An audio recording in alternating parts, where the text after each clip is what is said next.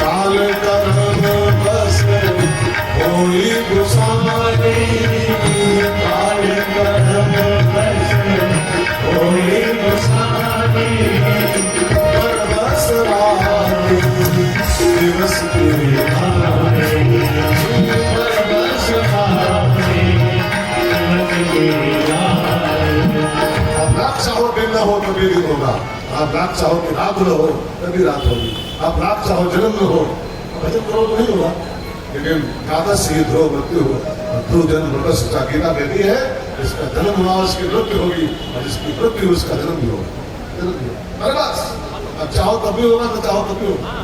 महाराज जी बहुत बनाए दिन न हो दिन न हो भोर न हो भोर तो हो नहीं, भोर होगी शुरू हो गई, उधर द्वारे पर सब भीड़ इकट्ठा होनी शुरू हो गई।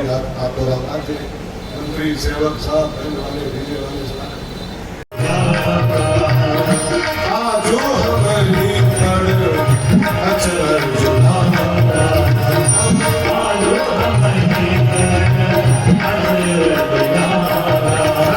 3:30-4 के बीच में उठ पड़ते थे। ये क्या हो गया? 6:30 बजने को है, सूर्योदय हो रहा है, अभी तक एक नहीं खुला ना रख दिया अभी तक। पब्लिक को थोड़ा संशय भी हो रहा है कुछ अंदर अनहोनी तो नहीं होगी। बुढ़े तो सब वही है घर में, घर सब बुढ़े बुढ़े भरे हैं, बुढ़े कहाँ भरे हो उनको सत्ता भी हो रही कि साहब बुढ़े बुढ़े अंदर है क्या पता कोई अनहोनी हो रही हो, नहीं करा देगा तो सोच चीज हो जाए लोगों फिर वो अंदर सबकी पहुंच नहीं होती। अंदर तक जाने के लिए किसी किसी को परमिशन होता है। कई राणा भी यही काम करता है, कई राणाओं के पास सबकी पहुंच नहीं है और जिसको पर्ची पास करेंगे नहीं पहुंच पाएगा। कई राणाओं के पास सब नहीं कि कुछ आया था छोड़े महाराज पानी लागे उनका बड़ा प्रोटोकॉल होता है कि सब कुछ अब जानते होंगे मैं नाम लूँ सब जानते हो। खैर किसी योगी से मिलना आपको हो तो ऐसा ना लगेगा वहाँ सबकी एंट्री है क्या? हाँ खास खास लोगों की एंट्री होती है। सब मिलने लगे तो फिर पता नहीं तो बम मार के पहुंच जाओ, बम मार कर वहाँ तो सबकी प्रोटोकॉल है ना। तो महाराज जी के राजमहल में उनके कमरे तक सबकी पहुंच नहीं थी।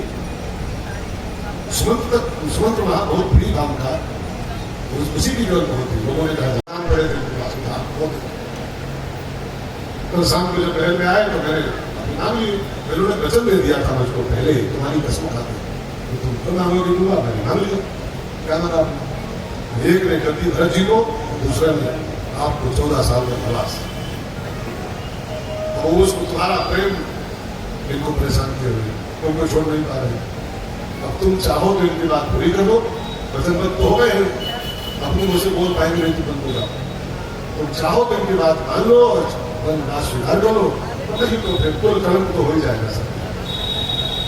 राम ने करो सारी बात सुनी, तो गति मिले, मुझे प्रकाश मिले और जंगल में एक से महात्माओं की संगत मिले।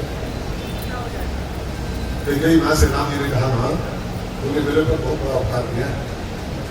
मैंने अभी तक केवल 2 महात्माओं की संगत किया, अभी तक 25-26 साल का होने वाले हैं, 27 साल का, अभी तक 2 महात्माओं का संग मुझे मिला, विश्वामित्र और वशिष्ठ। और 2 महात्माओं की संगत का फल है कि विद्या विनय निपुण गुण शीला सब पूरा खजाना मेरा बन गया। उन्होंने तो ऐसी कृपा की है कि 2 शब्दों से इतना माल मुझको मिला है, इतना माल। वहां तो मुनिगण विनम्र विशेष बन, एक से दिव्य महात्मा भरद्वाज वाल्मीकि अगस्त्य प्रतीक्षण इन सबसे सर्वांग इन सबसे मुलाकात हो गई। जब 2 महात्माओं से इतना खजाना मुझको मिल चुका है तो हजारों महात्मा मिलेंगे तो कितना मालामाल हो जाएगा। और फिर दूसरी बात मेरा भरत करते करते हाँ मैं बिल्कुल तुरंत निकल रहा हूँ पिताजी के वचनों को पूरा करने के लिए और माता की इच्छा पूरी करने के लिए भगवान राम तुरंत जाने को तैयार हो रहे हैं। मैं संक्षेप में कहूँ क्योंकि हर चौपाई का विस्तार नहीं करेंगे, हर प्रसंग का विस्तार करेंगे तो फिर ये युद्धे कांड में पूरा जाएगा, सितंबर पूरा हो जाएगा, सितंबर पूरा जाएगा, 14 नहीं 20 आ जाएगा, युद्धे कांड नहीं पूरा हो जाएगा। राम जी चलने को तैयार हुए, हम सीता मैया बड़ा भार रुकने वाली जो उनकी परछाई की तरह साथ में रहती है, जी बिन दे नदी बिन नारी, ऐसे नाथ पुरुष बिन नारी, कहाँ जी पाने वाली। सीता मैया ने कहा ठाकुर जी अगर मुझको छोड़ के जाओगे तो बस रात में जगह प्राण, मेरा फाइनल यही मेरा है, अगर मुझको छोड़ करेंगे तेलू भाई मुझे सर्वपात होता है। जो सर्वपात घर हुआ ना, इसका कारण है अयोध्या में 3 भयंकर रोग चल रहे हैं। दशरथ जी ने काम, देखो काम प्रताप बढ़ा, दशरथ जी ने काम लड़ा भरा हुआ था भौतिक तक। 103 साल के लोग और वो क्या बोले हो योगा पढ़िए तो शर्म आती पकड़ गजगामिनी और कोकिल बहनी और कुल बहनी बहनी 103 साल के बुढ़े दशरथ जी 90 साल कम से कम देखे भी 90 साल के लोग 90 साल हो गए कोपली होगी बोलते का सुमुखी कोपली को सुमुखी बोल रहे अब मुझसे सांस निकलती होगी फक पिक पिक बहनी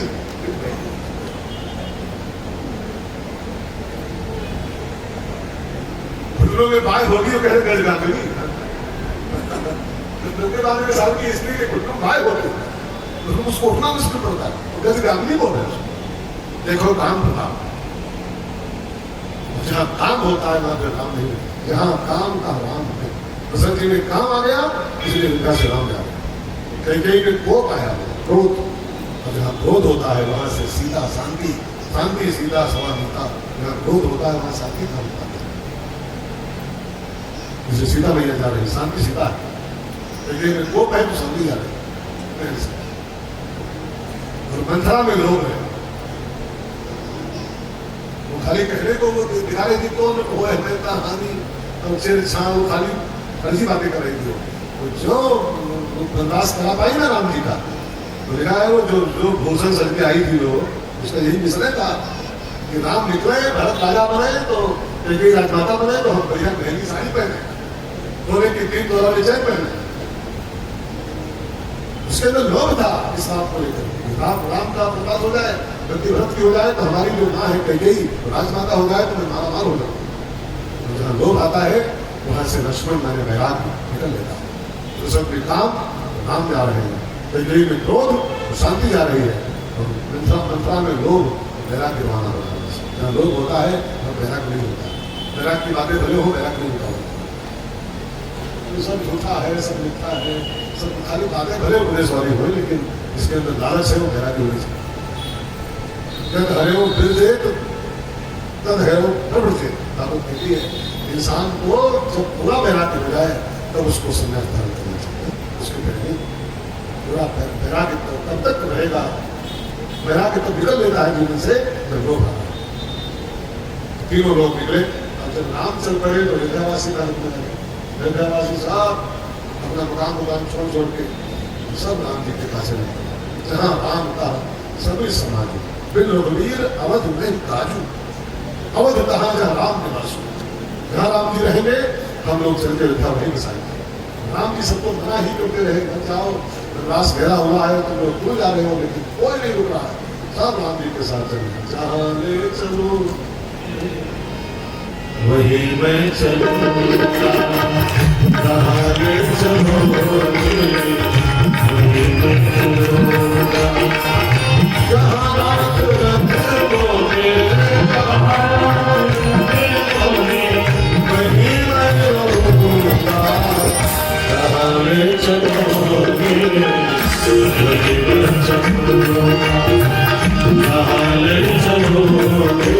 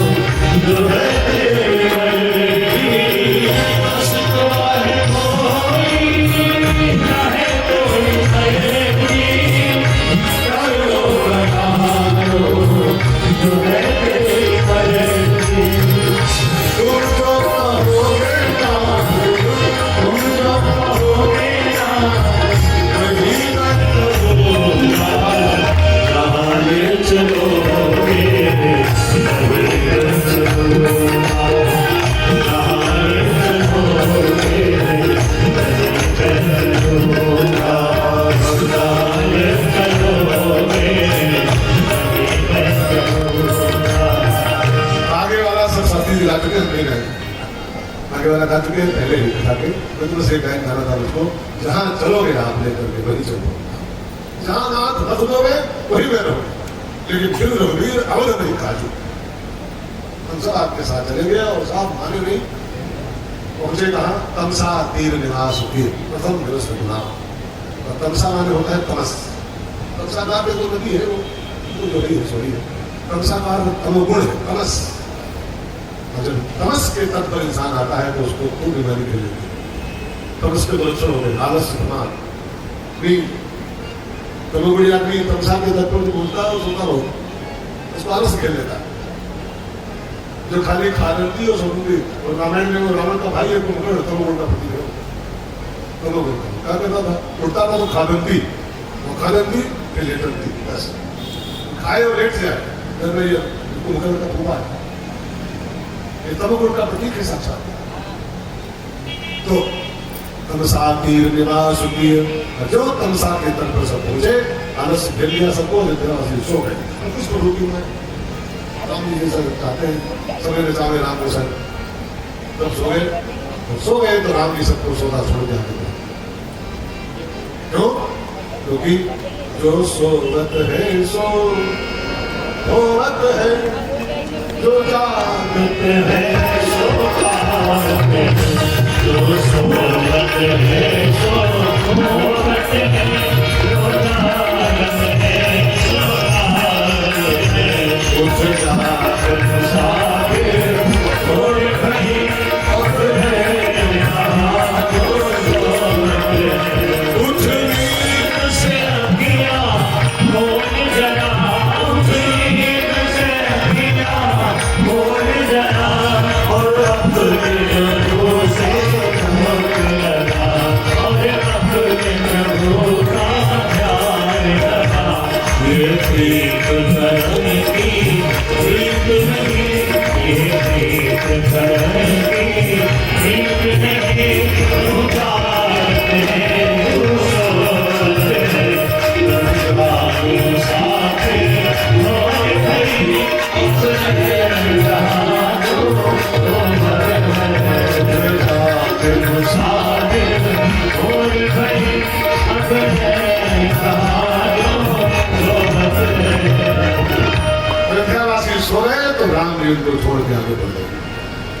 राम जी कहाँ पहुंचे? सरंग वेरपुर। मैं संक्षेप में प्रसंग पूरा करूँ, आज हमको महाराज जी का आशीर्वाद भी मिलना है, सबको है, थोड़ा सा प्रसंग पूरा करते हुए और महाराज जी का आशीर्वाद लेके तब आज की आरती होगी हम लोग, ठीक है ना?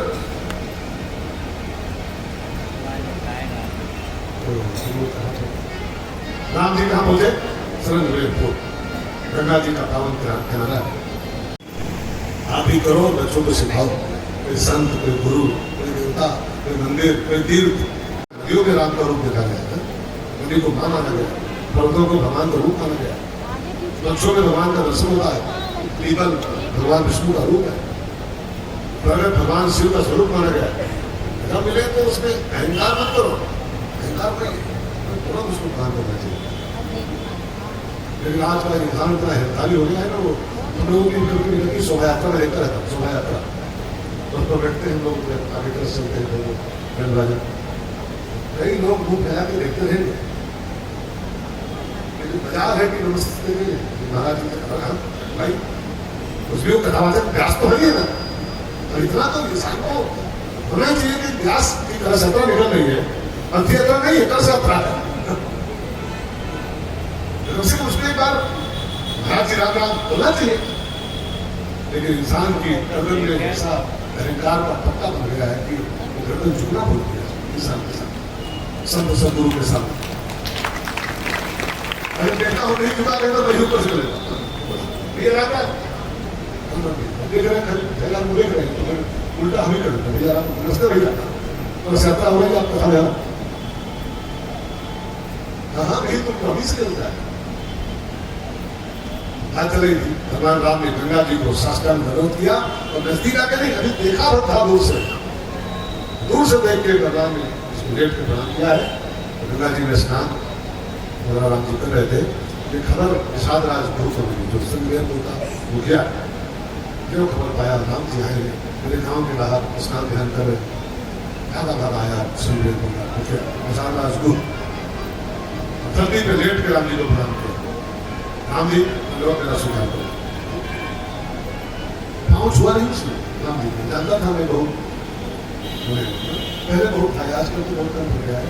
पहले वो चीज बहुत चलता था, नीचे वर्ग के आदमी होते थे वो बड़े वर्ग के आदमियों को, कुछ वर्ण के आदमियों को टच नहीं करते थे, दूर से नाम करते भैया पहला करते।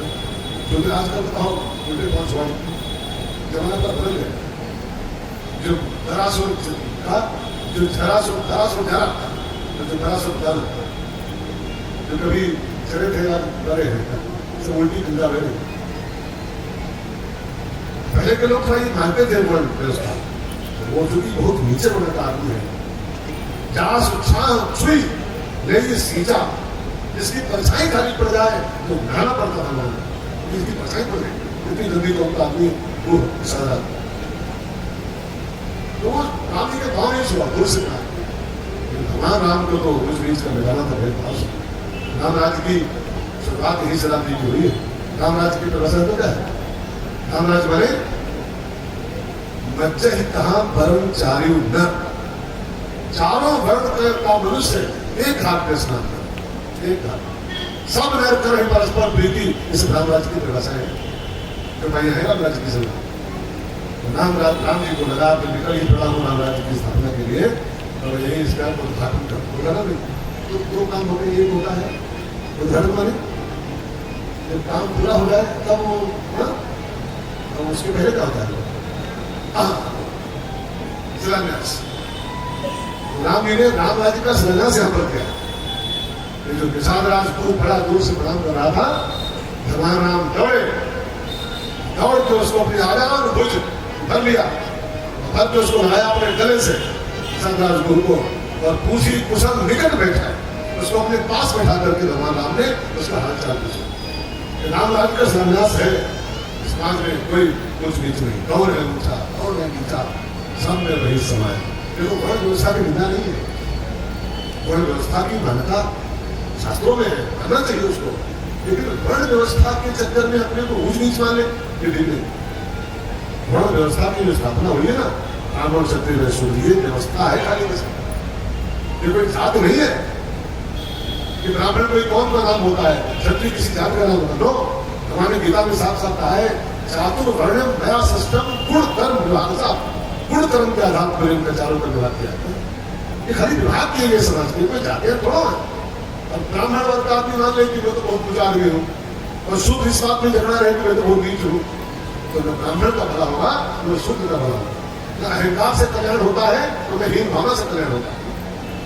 शुद्ध खाली हीन भाव में रहे मैं तो बहुत नीचा हूँ बहुत नीचा हूँ, उसका भी भला नहीं होगा।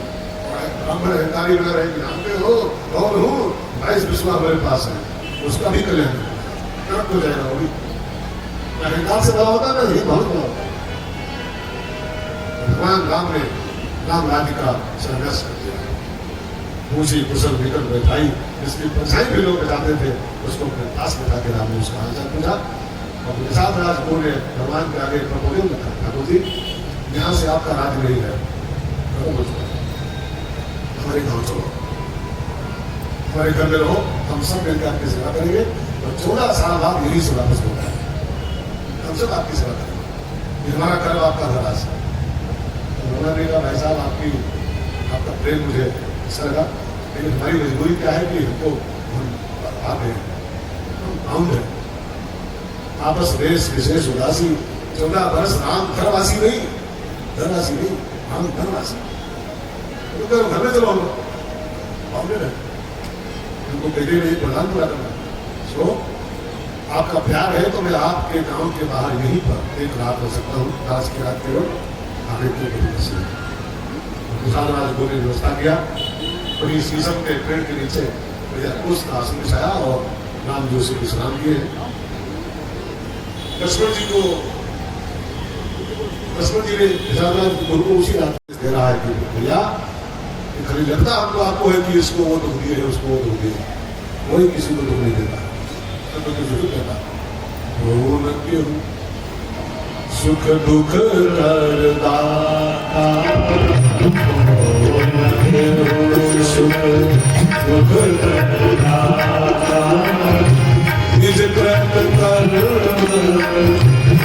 सब प्राता करुण सुख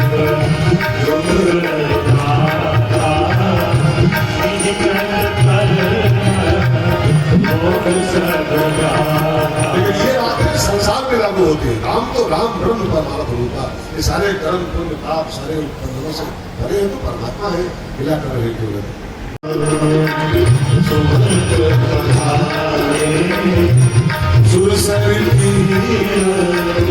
आप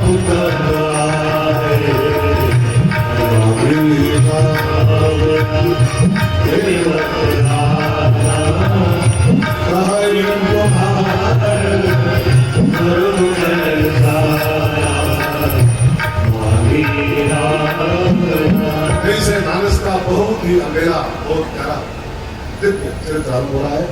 विस्तार करूं तो बहुत घंटों की कथा है, बहुत घंटों।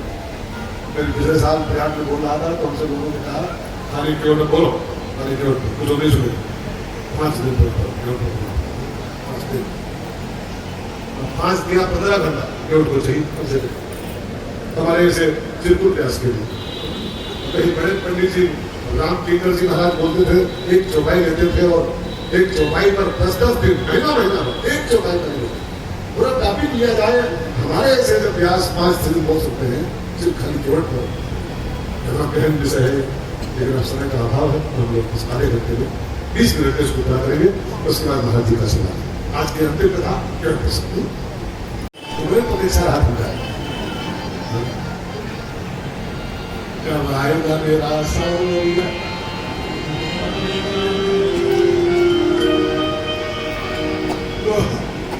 बहुत प्यारा पसंद आ रहा है। संक्षेप में सुनिए विदिन 20 मिनट्स। केवट की कथा शुरू करूं उसके पहले एक बात बहुत जरूरी जानना है क्योंकि पूरी कथा एक का सार रूप पहले सुन लो तब कहानी का एक अलग अर्थ आपको समझना है। वो नाव गंगा जी में लिए खड़ा है, बस इसी पर ध्यान दे दो तो बस राम जी आपके हाथ में है। केवट की नाव माने क्या होता है? हर आदमी की एक नाव होती है, हर आदमी की एक नाव होती है। आप कहते ना हमारी ये नाव माने यही प्रति पालो सब परिवारों नहीं जाना कुछ और कबारू। जिस माध्यम से अपने परिवार को हम पाल रहे हैं, जिस माध्यम से हमारी जीविका चल रही है, वास्तव में वही हमारी नाव है। ठीक है, केवल खुद बोला है यही प्रतिपालो सब परिवार, इसी के नाम पर परिवार पाल। तो किसी की फैक्ट्री नाव है, किसी दुकान नाव है, किसी मकान नाव है, किसी की नौकरी नाव है, सबकी अपनी नाव है। अगर आप चाहते हो हमारे घाट पर राम जी आवे, हमारे जीवन में राम जी आवे, तो आप भी इस कथा से सीखो कि हमारी नाव गंगा जी की धारा में पड़ी रहे। जो अपनी नाव को गंगा जी में रखता है उसके घाट पर राम जी को आना ही पड़ता है। जीविकोपार्जन बना नहीं है, इस संसार में आए हो तो फैक्ट्री दुकान मकान नौकरी कथावाच की बंदताई ये सब करना ही पड़ेगा आपको परिवार पालने के लिए। लेकिन शर्त है कि आपकी वो नाव गंगा जी में रहे, सुरसरी में रहे। सुरसरी में क्या होता है? गंगा जी में नाव पड़ी, इसका मतलब तो गंगा जी में नहीं पड़ी। गंगा का बहुत अर्थ होता है। गंगा माने एक अर्थ में गंगा माने होता है राम भगति जहाँ सुरसरी धारा, राम भगति जहाँ सुरसरी धारा, सरसई ब्रह्म विचार प्रचारा,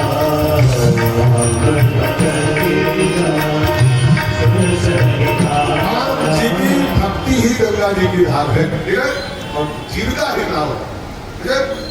तो जो अपनी जीविका को अपने जीविकोपार्जन के माध्यम को भगवान की भक्ति में डुबा कर रखता है।